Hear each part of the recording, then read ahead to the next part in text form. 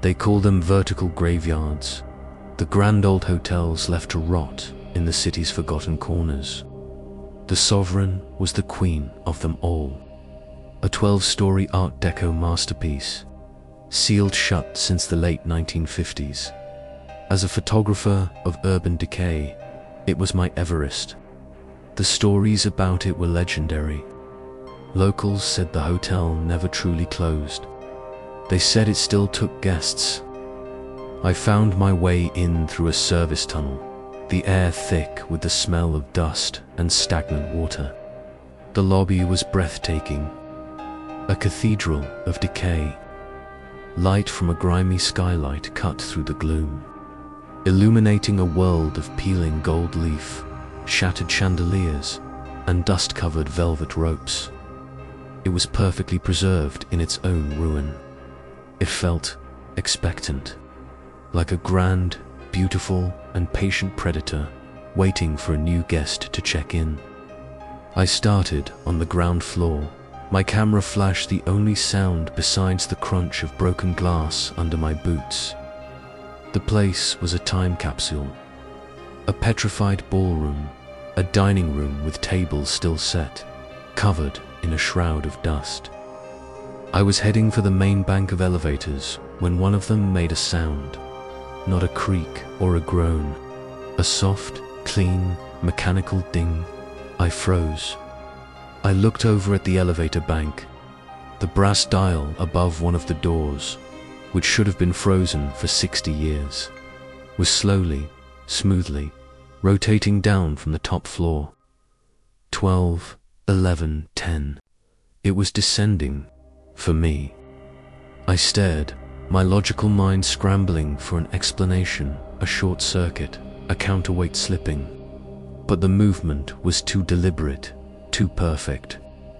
The elevator reached lobby, and the doors slid open with a whisper-quiet hydraulic hiss, revealing a perfectly preserved, empty, and waiting elevator car.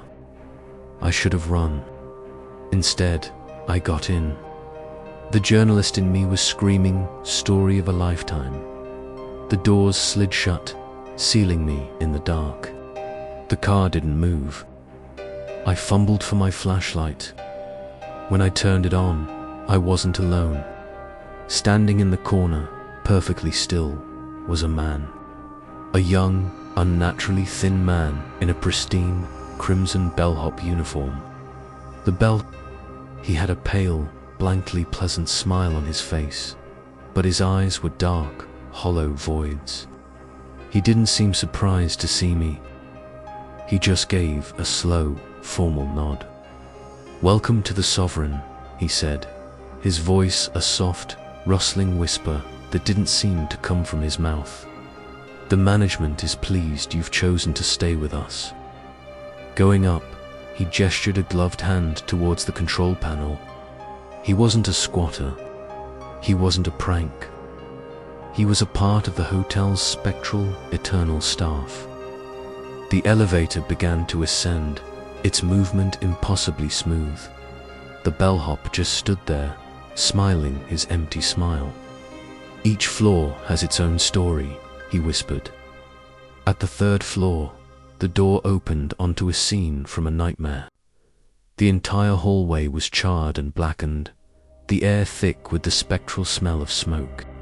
Faint, ghostly figures in 1940s attire were visible, coughing and choking in the hallway. "The 3rd floor fire of 46, the bellhop said, his voice calm. "A terrible tragedy." The door closed. The elevator continued up. The 5th floor opened onto a lavish, ghostly party from the Prohibition-era. The air filled with the phantom sound of jazz and champagne glasses, populated by shimmering, translucent flappers and gangsters. "The penthouse suite," he noted. "New Year's Eve, 1929. I wasn't just in a haunted hotel.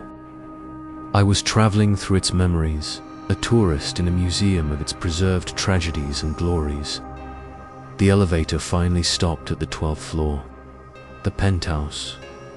Management is waiting," the bellhop whispered, gesturing for me to step out.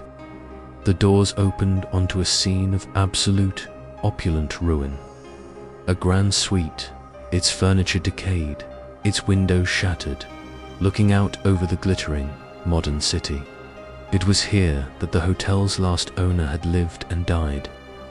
In the center of the room, there was a single, large, ornate, and empty birdcage, its door hanging open. As I stepped out of the elevator, the doors slid shut behind me with a final, echoing boom. The bellhop was gone. The elevator dial, visible through the door's small window, began to descend. I was alone, stranded on the top floor of a dead hotel, in the private suite of its last, and perhaps permanent, resident. The penthouse was a maze of decaying rooms. The air was thick with the scent of old perfume and bitter regret. I could feel a presence here, a powerful, proprietary one. I found the master bedroom. In the center of the room was a four-poster bed, the silk canopy now just tattered, rotting rags. And on the bed, there was an indentation in the dusty mattress, the perfect, clear shape of a human body, as if someone had just gotten up. But there was something else. Next to the indentation of the head on the pillow was a second, smaller one. And in that space, I saw a faint, shimmering, ghostly outline of a bird, a canary, the owner of the birdcage. The last resident of this suite had not died alone. I felt a wave of cold, possessive jealousy from the empty air around me. I was an intruder in a very private, very eternal space. I had to document it. I raised my camera, the flash unit charging with a high-pitched whine. I took a picture of the bed, the ghostly bird, the decaying room. The flash was blinding. When my vision cleared, the room was different. For a split second, the decay was gone. The room was pristine, as it was in the 1950s. A beautiful, smiling woman in a silk nightgown was sitting on the bed, holding a small, yellow canary on her finger. Then the vision vanished, leaving only the ruin. I looked down at the digital screen on my camera to check the photo, and my blood ran cold. The photo wasn't of the empty, dusty bed. It was a perfect, clear photograph of the woman and her canary, as if I had taken her picture a moment ago. And she was no longer smiling. She was staring directly into the lens, her face a mask of cold, spectral rage at my intrusion. The photograph was the final trespass. The hotel, which had been a passive, quiet museum of ghosts, now woke up. A low, guttural groan echoed from the very structure of the building. The doors to all the rooms on the penthouse floor slammed shut in a deafening, repeating chorus, one after another, getting closer and closer to me. The phantom sounds of the other floors, the jazz music, the fire all started at once. A cacophony of overlapping, ghostly tragedies. The hotel was no longer showing me its memories. It was attacking me with them. I ran, blindly, through the maze of rooms, the slamming doors chasing me like a predator. The building was alive, its architecture a hostile, shifting trap, and it was trying to absorb me, to make me a permanent part of its collection. I made it back to the elevator bank, hammering the down button, knowing it was useless. And then, the familiar ding.